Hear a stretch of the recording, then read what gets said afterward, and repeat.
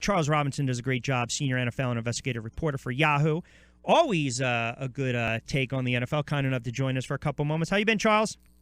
I'm doing well, Rich. How you doing, man? I'm doing real well, and we'll get to last night in a moment. I want to get to a couple things, and you wrote a really interesting article on the Panthers. And, I'm looking at the Panthers right now and the Arizona Cardinals, and I'm looking at the Cardinals saying to myself, okay, Carson Palmer, he's getting up there in age. I still think Bruce Arians is a heck of a football coach. They're just kind of going through a little bump right here, and maybe they'll figure it out. But then I'm trying to put my finger on Carolina, and I'm saying to myself, there's something wrong with this team. I'm not necessarily going to say everything is because of the loss of Norman. Cam Newton hasn't played particularly well. I think the scheme's out on him defensively. Get him to drop back 35-plus times. You're going to get to him a little bit, but I don't know. Is it a Super Bowl loss hangover? You mentioned the salary cap and the money that they have, and they made a lot of, quote, money decisions as a franchise. It seems to be biting them in the butt. But where do you see where are the struggles with this Carolina team in your eyes? Well, I think it's a couple of different things. I mean, when you talk to pro personnel guys that are looking at Carolina, scouting them, breaking them down, first off, I think Wade Phillips, did something against Cam Newton in the Super Bowl that teams are now patterned. And it's interesting. I had a chance to talk to one guy in particular, and he said, hey, go back and look at Cam's last 5 losses versus his last 5 wins. And he said, start with what Wade did in the Super Bowl. And he said, what Wade did was, instead of, historically a lot of teams have taken Cam and they've said, okay, we're going to take a Mike linebacker and we're going to shadow him, or we're going to basically pick someone in the front 7 in the linebacking core who's going to shadow him, or we're going to take a safety and we're going to shadow him, and we're not going to pressure him too much because, we're afraid that we're going to lose contain on him and then there's going to be a problem. Wade went the opposite direction. He said, forget it. We're going to blitz him like crazy. We're going to throw as much pressure at him as possible, and we're not going to worry about containing him. And Cam fell apart in that Super Bowl. And really, from what I was told, I haven't had a chance to look at all the film, but he said, you look at the season, that's what teams are doing. They're doing the same thing that Denver did. They're throwing a lot of pressure at Cam and saying, we're not going to worry about Cam, breaking out on us. We're just going to hit him as many times as we can.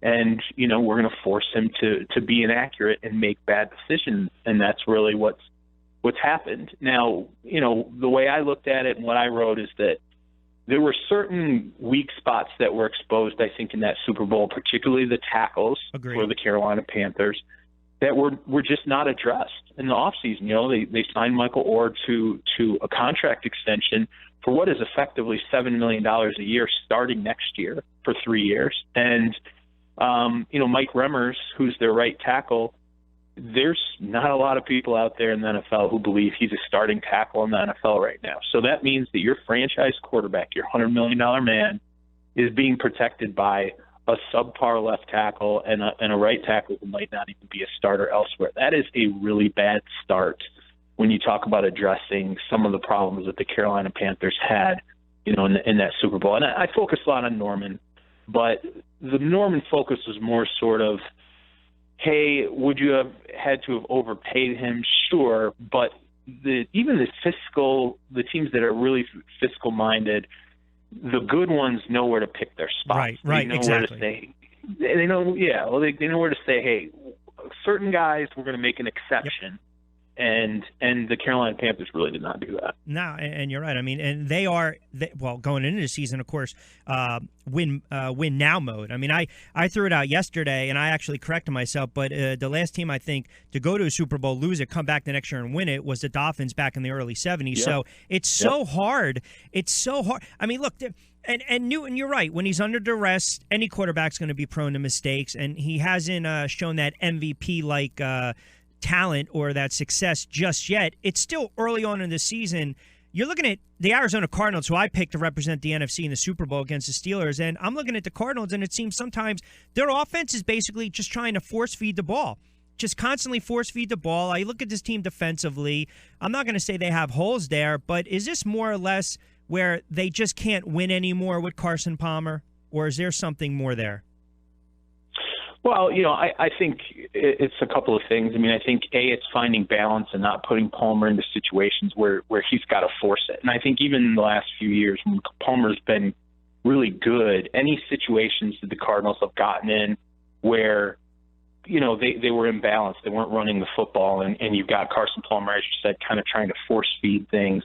That's when those spate of turnovers would happen for Carson Palmer. He's been at his best when they've been a little more of a balanced team, and I think that's what they were supposed to be this season, with the running game. And, I don't know. I mean, I think it's a multitude of things with the Cardinals, but I think when you look at the talent across the board, and this is where I think there's sort of a disparity between Carolina and Arizona. I think Arizona's still got the talent to get it right. I agree. Now, Palmer going down is a huge problem. I mean, obviously they're snake bitten sometimes with that. Yeah, and it's just you can't. I think this is it for them and Palmer. I mean, I think they're at the very edge of sort of that window of where he's going to be an effective quarterback, unless you can really have a Dallas-esque running game with right. a couple of different backs. But to me, this injury is sort of that red flag that they have to start preparing for life beyond him. And now being in that hole and having him hurt, yep. It makes you a little bit worried about whether or not they can turn this around. No, you're right. And it is, look, once you lose that quarterback, and it's a great segue into the Cowboys and whatnot, but you're right. I mean, you can't win the division in September and October, but you can certainly lose the divisions in September and October. All right, let's feed the Dallas Cowboy fans. I'd like to chime in. Dak Prescott. I know the numbers. A lot of people think it's not Wentz mania, if you will, Carson Wentz-esque, but the kid's flat out just winning. And the fact that he steps under center, he's a fourth-round draft pick. They're on the road against San Francisco, down 14-0. You come back and you win that game. I don't care who you're playing, with a rookie running back and a rookie quarterback. To me, that kind of opens up my eyes a little bit. Are you surprised with the Dallas Cowboys in that start? And to piggyback on that one, what the heck do they do when Romo's healthy and ready to come back? Is this a classic, is Romo going to get Bledsoed over here with Prescott? Well, okay, a couple of things, with the Cowboys. We got to look at schedule, to be fair. Fair point. San Francisco's not a great team. Chicago's not a great team. Washington, to me, is an average team at best, and Washington early, I think Washington looked better and has started to look a little bit better, but early in the season had not had things sorted out. So they won 3 straight games against teams that were either bad or still just trying to figure out how to be just good. And so to me, let's see. The Cincinnati game to me is a really good barometer about, it's a great defense, how Dak Prescott's going to be able to respond to, honestly, I think a defense that probably front seven-wise has the speed, has the athleticism to kind of take away a little more of that short to intermediate game that can keep up with up-tempo, which is really what Dak Prescott likes to play with Dallas. But, look, that said, this guy was a fourth-round pick. I think in a way they lucked into him. They wanted a multitude of other quarterbacks. He's been a great game guy. When I saw him in practice, he was not very good. And I wrote that they had a problem at backup.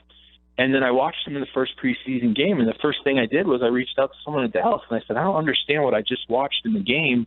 And he doesn't look at all like the guy I saw in practice. And he doesn't lack confidence. He doesn't lack confidence. Not at all. And I think they've been smart about what they've done with the offense. They've shortened it quite a bit. He's not going downfield a lot. They're giving him the opportunity to make a lot of quick decisions. And like you said, they're running the ball like crazy. That's really what you got to do with this guy. I don't think there's any question when Tony Romo comes back. I think Tony Romo is the starting quarterback of the Dallas Cowboys. Really? Can I interject for a moment?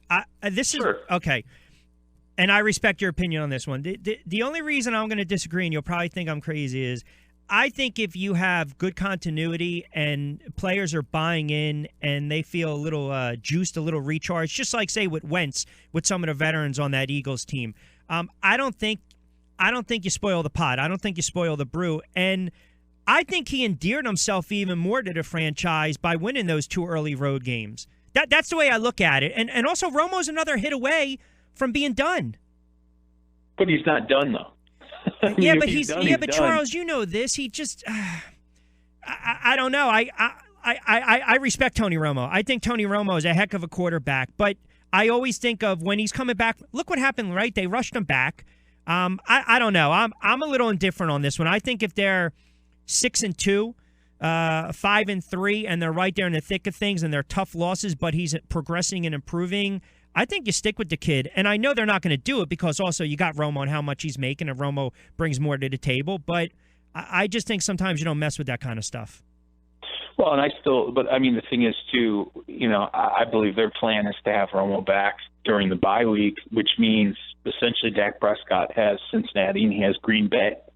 Now, if he wins, against Cincinnati and he goes into Green Bay and wins, then I could see Dallas taking the approach and saying, hey, Tony, we want you to be absolutely 100%. Because you got to play Romo coming out of the bye against the Eagles in that defense. I mean, you would think, but again, if Dak Prescott wins the next 2 games, I think it gives you the luxury of telling Romo, hey, we need you to be absolutely 100%, and then you start to look at maybe November is when you bring him back. I see this idea of continuity and this idea of, if you're in a rhythm, it's the NFL. It's all about winning. I mean, look at the Giants. Remember when Phil Simms went down and Hostetler came in? That's right. It's a Buffalo game. Player. Yep, absolutely. And what did Parcells do? He said, I'm going to ride it. Yep. I'm staying with the guy who we're in the flow, and if this is how this is going to go, we're not going to disrupt it. Of course, Hanley came in the next year, and it didn't work out so well. But yeah, I know what you're saying. But you know what? I mean, Romo's going to be there next year no matter what. I know. You can't cut him. So I could see that. But, again, the next 2 weeks we're going to figure out exactly how real this is. I know everyone's excited. 3-1's great. But, again, now you're playing in Cincinnati and Green Bay. You're playing 2 absolutely ironclad playoff caliber rosters. Yeah. And we'll see how this goes. It's a fair point. Again, a couple minutes with Charles Robinson, Rich Quinones here. A couple more quickies for you. Same to be said with the Eagles, too, right? Because the first 2 games, look who they played, and then they smack around Pittsburgh. Now you're going to see the young kid under center with some of these road tests. So it is a long season. I want to get quickly your thoughts on last night. And look, we knew the Minnesota Vikings defense. It's an exceptional defense. I don't think they're going to have to put up 14-17 with Bradford. And I hate the phrase game manager, but look, I mean, you take advantage of a depleted secondary with the Giants, $200 million pass rush that was non-existent last night, and the tight end exploited them. Wade got beat all game long, and Bradford looked smooth in the pocket. I mean, to me, if they continue down this path with that defense, who's going to beat them? I mean, who's going to stop them? I think eventually Bradford's going to have to throw them back into a game maybe late if everything falls by the wayside, and I don't know if I trust him just yet, but I'll give him credit. Different system. He's got the quarterback whisperer in Turner. Change of scenery has really helped his career early on, but how good can this Vikings team be? Well, I mean, in the NFC and the NFC North, I mean, I think with that defense, they're going to give anyone fits, Again, I do think at some point, though, as you said, I mean, that offense has got to expand a little more. And if they can get something out of Charles Johnson, who was really off the radar before this game. I mean, Adam Thielen's a solid wide receiver. He's really a number 3. So, I mean, I think if they can get Charles Johnson as a solid number 2, you'll start to see that passing offense expand a little more. What's interesting to me, though, last night, during the game, I'm working on a story right now, and so I'm texting back and forth with an executive, and he says to me, they're a lot better running team without Adrian Peterson. And I was like, come on, really? And he says, yeah. He says, look at the numbers.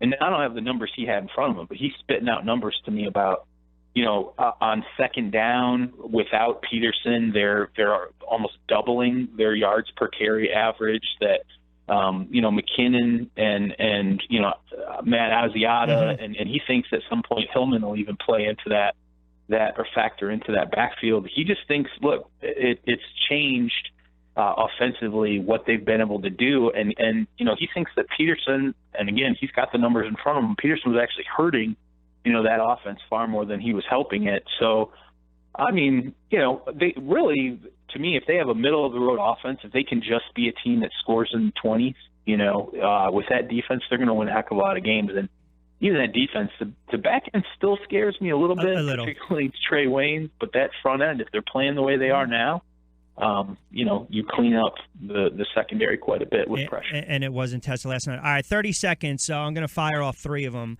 10 seconds on each answer. Did Rex Ryan save his job by beating Arizona and the Patriots, even though they didn't have Brady? Yes, I think he'll last the season. What do you do with Odell Beckham if you're McAdoo? Do you reel him in a little bit? I mean, was there a time last night you thought he should have been benched, or you just let him go out there, and if he's going to make plays, he's going to make plays? I think you let him go, and then I think if this continues the remainder of the season, I think you got to sit down with him in the offseason and say things have to change. And besides the Patriots probably putting up 50 this weekend, are they going to win 13 games this year? I would say, yeah. He's coming back. You know this. He's coming back with a vengeance. Oh, yeah. He'll never be more motivated than now, I think, ever. I mean, don't poke the bear. Come on. And they weren't even – that's the crazy thing. Even in a 3-1 start, we all talk about Brady, but no Deion Lewis. I know. Rob Gronkowski has not even been remotely healthy. It's scary. I mean, their offensive line coach, he might be the best positional coach in all of the NFL right now. It's unbelievable. And they get their horses back. It's Belichick. He's the master. Charles, great stuff, pal. I always appreciate it. Absolutely. Thanks for having me. You got it. Charles Robinson. Good takes there. Good stuff.